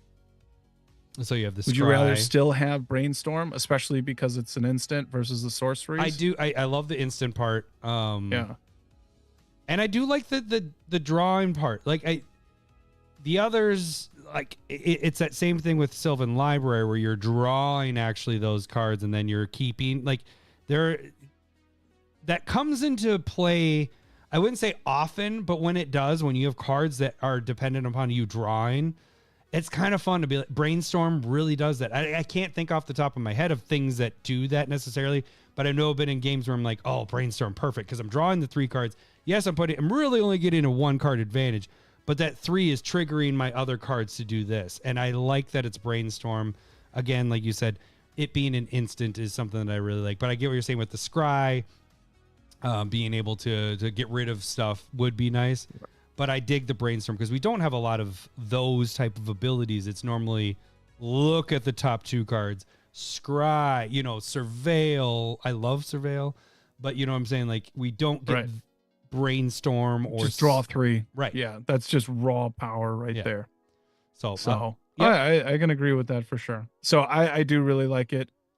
It was a good choice. It should be fun to see how many we actually fit into decks. Right, exactly. All right, what are you on? Is this 4, 3, 4? This is 3. 3. I'm gonna go with Mana Sculpt. Oh, I did not have that on my list. Man. You kidding me? I always like this type of variation. Mana Sculpt. There we go. Oh, Counterspell. I know. Counterspell, Lowry. That's why. Reserve list. Yeah, they got cards on the reserve list. It doesn't matter. Not when it's not a real card. But Mana Sculpt is a counterspell, instant, counter target spell. If you control a wizard, add an amount of colorless equal to the amount of mana spent to cast this spell at the beginning of your next main phase. Yeah. It's better. It's a better spell swindle as long as you're. It's a way better spell swindle. I know, but you have to have a wizard. You're a wizard, Ari. You have to have a wizard. Okay, if your commander's a wizard, you put this in your deck. Right, but what if you don't have a wizard? Do you put this in there? Do you play the 2-mana one? No, I don't 'cause know why I'm blanking on the legend or the counter spell. The legends one. Oh, What? you counter mana drain? Yeah, mana drain. No, because I don't play counter spells. right. But this is going to be really good. It is. I know it is. Right? But it's a counter spell. I think it's better than a 5-mana counter spell. Yes, it is. But you get treasures. Not as good as a 2-mana one. You get treasures that are any color. Remember when we talked about Big Score and how I just It's so amazing. don't care about the treasures on a 4 and 5 mana? You just don't like instant treasure, speed dude. spell? You could not be a pirate. You could not be a pirate. You're 'cause right. You're just like, I fuck that treasure. That could could not just be. stay on that map. I don't need to follow this map anywhere. It can just stay in the island buried because fuck treasures. It's fine. It's fine. I think wizards are all over the place. If you're in Spellslinger decks, you're going to have a wizard. If you're playing blue, you're probably going to have a wizard. No. Likely.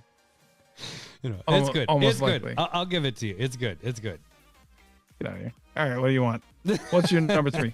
I think I'm more butthurt with it being that it's a counter spell. Yeah, exactly. Okay, yeah.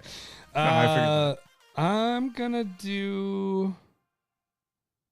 I'm gonna do one of the newer mechanic type things. The decorum dissertation. I like this one.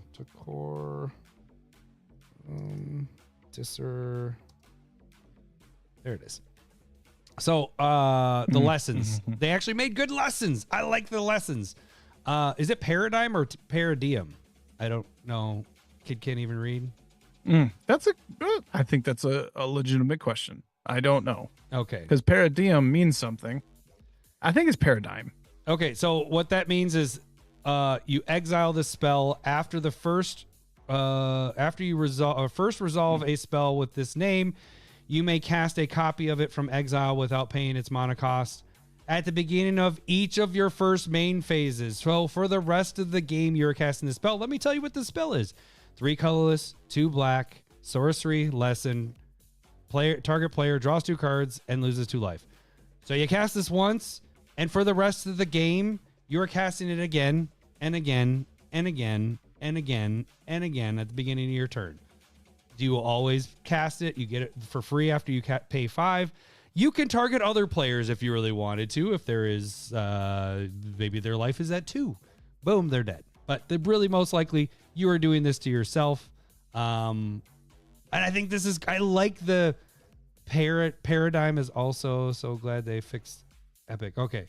So it is paradigm. Epic. And do you remember that? You used to like those cards, right? No, I just thought they were interesting. But Epic was like, you can't play any other things for the rest of the game. Not and then playing any other spells makes it really hard to play them. But yeah, this is much better than Epic for sure.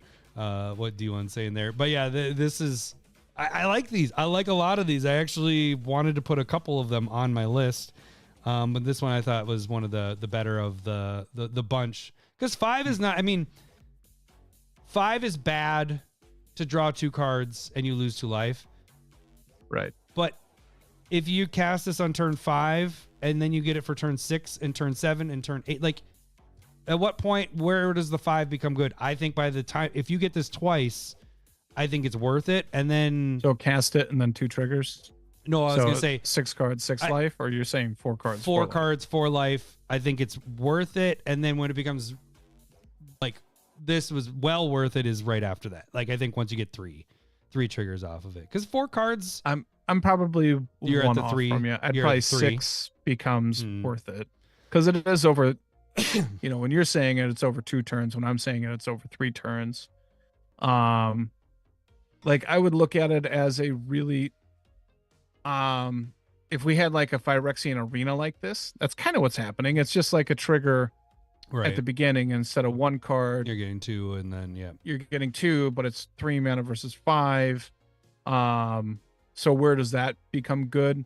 Well, but I would say Phyrexian Arena, even though it's an enchantment harder to remove, you can still remove that. This you can still counter those each time it's being cast, but after you've cast it the one time, it's kind of good to go from that point forward. Like there isn't really any way people are reacting to it.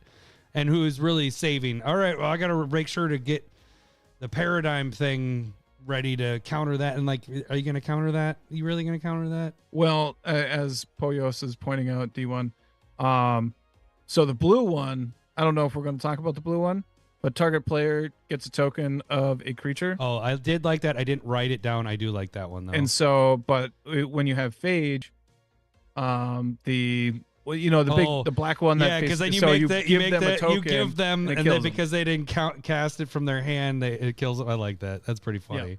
Yeah. That is So pretty that could be. I think the blue one could be interesting in that regard. Like, very much. Well, You don't want to do it because it's hard to give bad creatures to people, right. Because that also means you have the bad creatures, Right.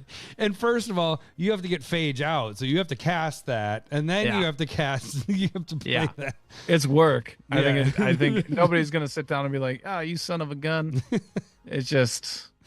And by the time they realize what's happening, they're like, "All right, well, we got to kill Phage." I think it's 6. Yeah. To do that. Yeah, I'm okay with that.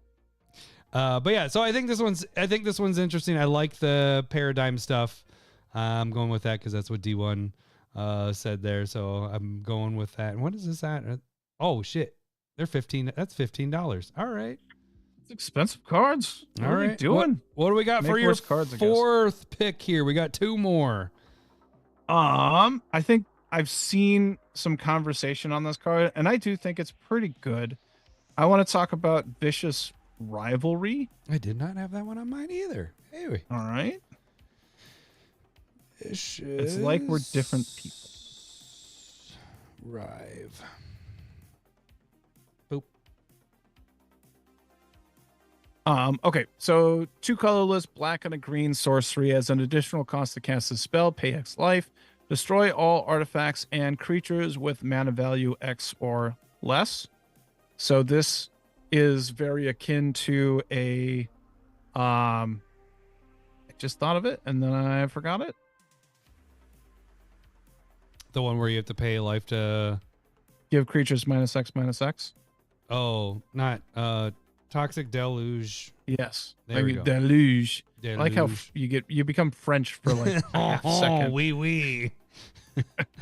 But it gives it's an essence of that. Now, Toxic Deluge is better, even though it's not as flexible. Like, okay, so this destroys.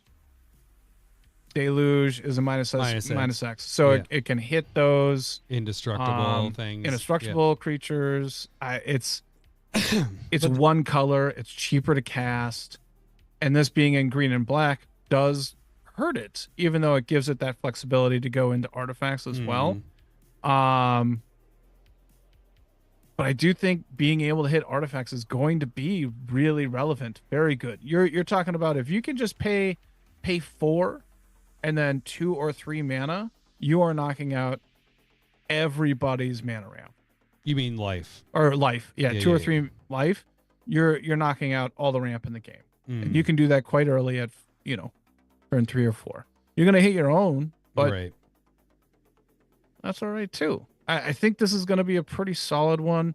I think it's just an option in the arsenal. Not gonna say that this is taking over anything by any means. But it's very playable. Yep. No, this is a good board wipe. Yeah. Again, not something that I don't think I'm going to play it. Right. Just because. Although the flexibility of hitting the artifacts, though, that's intriguing. Right. Like Vandablast is a really good one, but that doesn't hit you. Yeah. That this gets a little tough with that, but still, no. I like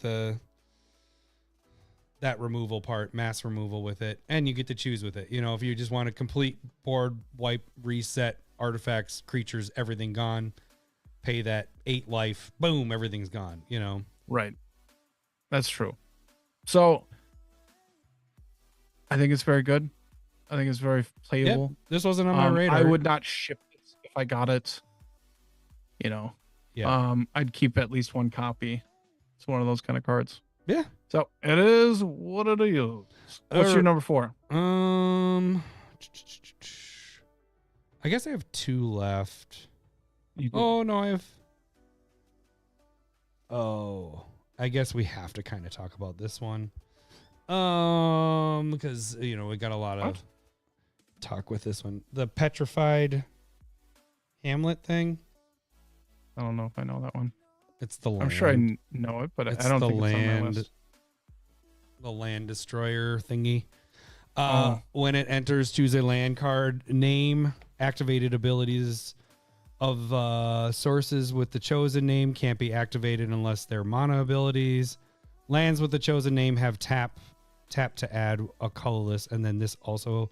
So the part that I wasn't getting, because people were like, it shuts down Gaia's Cradle. It doesn't make sense to me because Gaia's Cradle is a mana source, so I don't understand how that shuts it down. It just makes it colorless. It just taps for colorless. Okay, that's what I was yeah, it doesn't allow it to tap for multiple green or whatever. It just now taps for colorless. Yeah, so that's where it got me, is like, oh, this is a good Gaia's Cradle shutdown, and I couldn't get exact. I was like, is it just saying that? Now would it still tap for all the colorless? So if you had 5 creatures, they're all colorless. It's just the one. It's specifically stating here. It's giving it the ability, kind of like overriding. Lands with the chosen name have tap, add a colorless. It's not changing the color. Okay. See, where I got confused is the this second. This is how it creates. Where I got confused is the second part where it says the activate abilities of the sources of the chosen name can't be activated unless they're mana abilities. So I was like, well, then Gaia's Cradle should still work, but what it's doing is. But it is a different paragraph stating. So like, this works if you're trying to shut down Full Wrath Stronghold, where it's like, bring back a creature from your graveyard. And then it's like, nope, that can't happen anymore. And it taps for colorless, even though that taps for colorless anyway. Right. So it kind of is hitting both of those types of cards. Yes. Where it's giving it flexibility.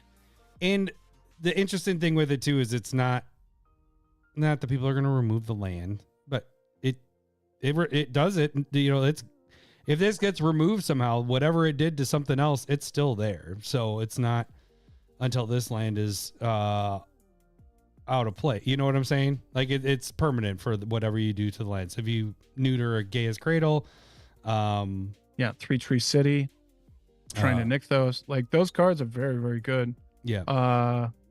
What's the black one? Cabal Coffers. Yep. Also another good one, Sarah Sanctum. All very good playable cards to hit. Academy Ruins. There's a lot of cards that this could just kind of hit. Did you see D1's what he said? 60 card format. Stopping Urza Saga is huge. That's 60 card, but Urza Saga, buddy. Urza Saga. I mean, because it's the threat. Doesn't do anything to Yavimaya, because Yavimaya is Yavimaya is too good. Can't do anything to it. Garbage. It just taps. It's not a triggered ability. It just taps for colorless now. Except everything's still a forest. Yeah, everything's still a forest. So it does still tap for a colorless, but it also taps for forest. But yeah, no, I thought this one was good. I think this, that's true. I could totally see this one being comes into play tapped. It doesn't have any of that. Like this is just a legit. If your group has a lot of Gaia's Cradles, hello, our group, maybe just put this in a lot of your decks. This is just going to neuter a lot of cards, and at the very worst, you're getting a colorless mana. So, I dig this one. It's funny because I play the Gaias, but I like good lands, and this is a good land. So, Lowry, last pick here. Are we going to hit up the... I might do that one. Are you thinking about the red? Nope. Goblin? Nope. So if you want to get them, get them. Molten Core Maestro. All right. Molten. Dash. Core. It does make Keldon Warlord tap for 1. You're right. You're funny. Good Real one. funny. Good one. One in a red for a 2/2 Goblin Bard. Menace. Whenever you cast an instant or sorcery spell, put a 1/1 counter on this creature. We don't need that there. You can put it down. It's Chaos Cradle or Keldon Warlord or whatever. Stop. If 5 or more mana was spent to cast that spell, add an amount of red mana equal to this creature's power. Sorry. This is doing a lot. It's 2 mana. It is, I think you put this in a a bit of a spell slinger deck, but it doesn't have to be that big. But like, again, Chandra's Ignition, get a 1/1 counter on it.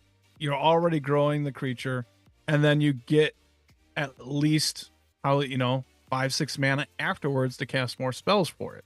Like, it feeds into itself. You know what I mean? Mm.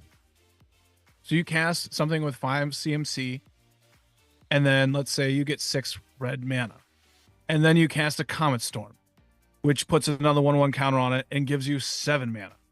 So if you have like X spells, you're storming off with this card. Yeah, this one's pretty crazy. Yeah, it goes in X spell decks. It goes in anything that really likes big spells. It likes anything that. Yeah, Chandra's is a good example for that. Yep. So as I'm digging on Cradle, we'll still tap for mana green. This is the same ruling as Pithing Needle. That's where that's where I got a little distracted. So D1 said, I did some digging and Cradle will still tap for many green. This is the same ruling as Pithing Needle. So that's where I was getting confused. And so now we're going back to that land that I was talking about. But people were posting about that and I was not making sense to me of. But Pithing Needle is hitting a activated ability, which is not the green part. Hamlet is overriding the what it's tapping for and saying it has the tap for an ability or a colorless. I think that would be different. Yeah, because this is activated abilities. Sources of the chosen name can't be activated. Yeah, unless they're mana abilities, and Guy's Cradle is a mana ability. But Hamlet is saying it has the lands with the chosen name have tap for a colorless. Of sources of the chosen name can't be activated unless their lands with the chosen name have. See, and that's where it doesn't make sense to me.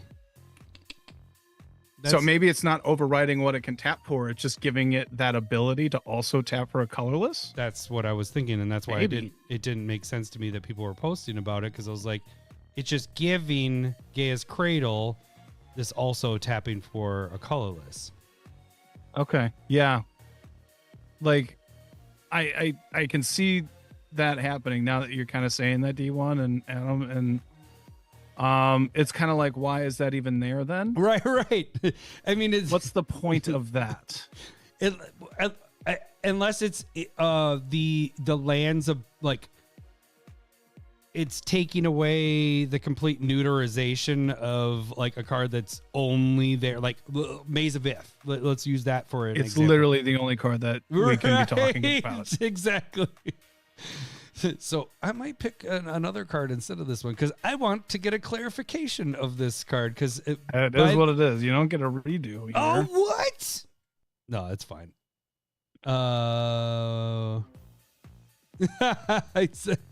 Yeah, no, that feels kind of crazy. But if that's what you're seeing online, that it is just giving the ability and not overwriting the mana ability. Yeah. I honestly don't know why that's even on there. Right. As it seems like that's what they meant to do, and then they're like, no, that's too mean. It should say, and if the card named is Maze of Ith, it can also tap for a colorless. Yeah, that's basically what that sounds like. Now it can tap for a colorless as well. All right. But yeah, no, back to your other card. Thank you for checking on that D1. Because that's what I was saying. Cavern of Souls. The thing is like No effect. It was making that's why I wanted to bring it up, is like I was confused as what that was, why people were posting about that. Yeah. And I didn't do the research and dug deeper of why, and then we which we are not known for doing anyway. Let's not set this up like that's something that we would it's do. more of like we like to have the little online discussion and figure things out. So yeah, so there's that. But yeah, no, I like your card, your Molten Core. Thanks. I was a little distracted. That's why I didn't like you were go because I was I reading. know you don't care. It's fine. No, but five or more spell, like 5 or more CMC, seems like an easier thing to do. And if it's in a spell slinger deck, like I'm trying to think again. Whenever you see cards like this, like what deck does this fit in? Does this fit in my Dragon's Approach deck? No, those are all 3 CMC. Does it fit in my Storm this wouldn't deck? be very good. Maybe it'd be okay in like a feather deck. It'd be big. But the question is, I do have some game enders like expel cards in there, but then you'd have to have a second one to do something with that red mana. And so, yeah, I don't know. All right, what's your last one? I'm just gonna hit up the Planeswalker, Raul Zarek, and he shifted colors on us. All right. I didn't read it because there's a lot of words on that. Yeah, he just does some things, stuff and things. So 2 black, 1 colorless for Ral. He comes in with 3 loyalty counters. You can +1 them. Surveil 2. Love Surveil. -1, any number of players each discards. Any number of target players each discards a card. -2, return target creature with mana value 3 or less from your graveyard to the battlefield. And -7 is a dick, but flip 5 count or coins. Target opponent skips their next X turns, where X is the number of heads that comes up. Let's just. I think this was. It's not amazing. I actually think the other Planeswalker is pretty good too, because it has a removal built in on it as well. But okay. I love that Raul. Was it Discord was talking about the multiverse type of thing, where he shifted to a different multiverse. Like why he's also, I mean, Raul is, isn't that him as Killian? Like it looks like the same character. I know it's not the same. He was just the son. They look like the same dude, and the inky things are all there. See the bird things are there. Yeah, these same things. Look at Killian. And I don't know the lore. Look at. Oh, I guess he doesn't look exactly the same. No. But these inky bird things are there again. Are inklings. That's okay. That's kind of what they do. But why are they make little inky things? But why he's not making inky things? No, neither is Killian. Yeah, but his partner and commander in the deck is making them. He is them. Or that's what I meant, because he isn't making them. He is him. He is him. Yeah, yeah. So I agree. It's just Silver Quills. It's just their aesthetic, and they are what they are. It's alright. Yeah. I don't know how many like Planeswalkers that I really love at this point, so I almost stopped reading them because they come out expensive, and then he's 26 at this point. By the end of the year, there's going to be a $5- card. You think so? Yeah. That's just how they all are. Abilities. Maybe not at the end of the year, but last 6 months before rotation, it's a cheap card. Standard holds this one up, and most Planeswalkers. Maybe it gets into other formats, but I just is this taking over like a Liliana of the Veil, even though that card isn't being played right. I was gonna say nearly as much in Modern or anything like at this point either. It's like a $10 card at this point, where she was like fucking 100. Well, plus. that was reprinted a whole ton. I know, but she's. I keep holding on to her and be like, someday she's gonna get up there. Nope. Modern just needs to get popular again, and if she's relevant, I don't even know. I don't know. But I'm not gonna say it's a bad card. No, sure I like the plus Surveil. That's kind of nice. Yeah, Surveil is fun. But yeah, my other one would have been the Planner Engineering, which is the sack 2 lands, get 4 lands. I saw some hype about that too, and I don't know if I love it either. It's what I want to pull it up. Hang on, I don't want to make this any Been a longer. while. That seems legit. Sacrifice 2 4? lands to your library for 4 basic land cards. Put them in the battlefield tapped. They are tapped. Then now. shuffle. That is the problem. Right. But I don't know if I like this better than a Harrow at instant speed and 3 for 1 and 2. But instead of think 2 and 4. Oh, no, it is tapped. Never mind. I was gonna say it replaces itself because it's a 4 CMC and then you get 4, but they all come into play tapped. I think it's just I think I'd just rather run a Cultivator Kodama's Reach. Well, then I'm glad that I talked about my Ral Zarek because this was my other one, and that's all I had left unless we talked about more of the Emeritus stuff. Did you have any honorable mentions? But here, yeah. Okay, so weirdly, I want you to talk me off of a ledge on this one. I really like this card. Hardened Boner. Yeah, I was gonna make a dick joke too, and then you went there. But it's academic. Hardened academic. That one, yeah. All right. So red and a white, 2/1 bird cleric flying haste. Discard a card. This creature gains lifelink until end of turn, and then whenever one or more cards leave your graveyard, put a 1/1 counter on target creature you control. Why do I like this? I like this a lot, but it seems like a lot of work. I like the free discard outlet, even though I don't really care about the lifelink. Yeah, because. And then what are we talking? Like, are we talking about like flashback leaving or? Yeah, I don't. Like, again, it's a lot of work to put 1/1 counters on anything we want, which is nice as well. But it's not like all your creatures get +1/+1. It's not really damage. It's not. Yeah, you're right. The Adam's Green card is landfall decks really like it. That was the main thought of that one, but yeah. Yeah, that's probably what it is. A Psychic Frog. It's a bad Psychic Frog, but Psychic Frog is awesome. This one, I don't know. Like, leaving the graveyard. Like, So if you exile something. Right. Well, one or no. more cards. So if somebody No. Bajuka bogs your yard, it's right, just 1 counter. Right. That's what I was about to get at. I was like, it'd be nice if it was whenever a card leaves your graveyard, boom, Bajuka bog yourself. Just fill that up. But I don't know. You're talking like if this was a legend, I think I'd really like this. Yeah, then you can work around it. Yeah. But I don't know where this would go in a red-white deck. I think you need to get off that ledge, so I don't know how I'm talking you off of it, but don't go orgasmic with this. Don't pull this one into the back of the toilet and well, it's a $9 Holy card. shit. Yeah, it's a a $10 card? That's but delve but would you're work, the wrong but red and white colors. is not really a delve colors. Yeah. And you would exile, if you're exiling 3 cards, it's just 1 counter anyway. I think that is a big, like, it shouldn't say 1 or more cards. Yeah. If it It's was just for difficult. every card that was removed from your Right. graveyard, this becomes a really good card. Yeah, I think it's a little more difficult to get this going crazy. And the discarded, the free discard's kind of cool, but they don't stack very well, lifelink, lifelink, triple lifelink.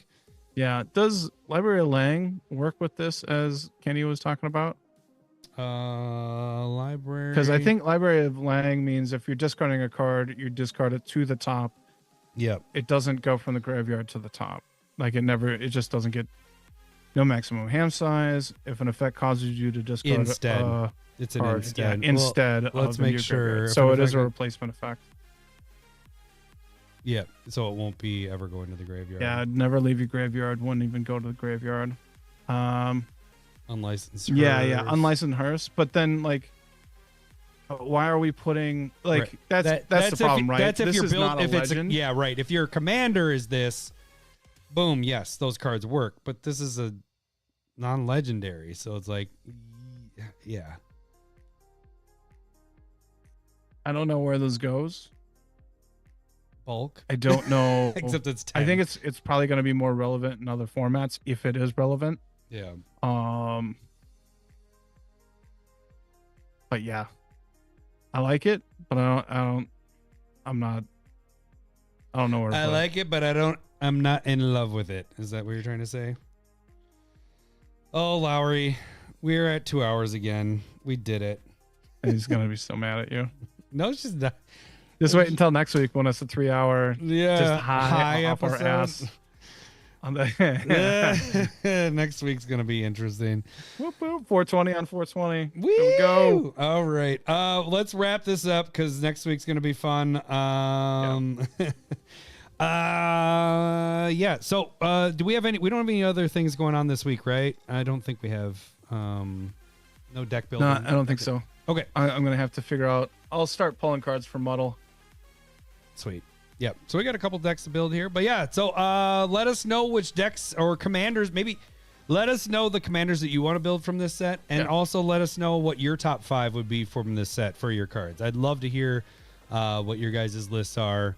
Maybe we miss some, or maybe you put your list a little differently than we do. So, but yeah, that should do it for this week. Have fun on pre-release weekend, and we will catch you high on 420 for our 420th episode next week. Wait. All right. Thanks for listening. See ya. Bye. See ya. I love boobs. I'm talking tatas. I love boobs. My daughter's I'm birthday bunkers for is the next honkers. day. I 4/21. love boobs. Thanks for the memories. I'm gonna be so high. love boobs. I'm so high right now. I have no idea what's going on. Hey, boys, could you kindly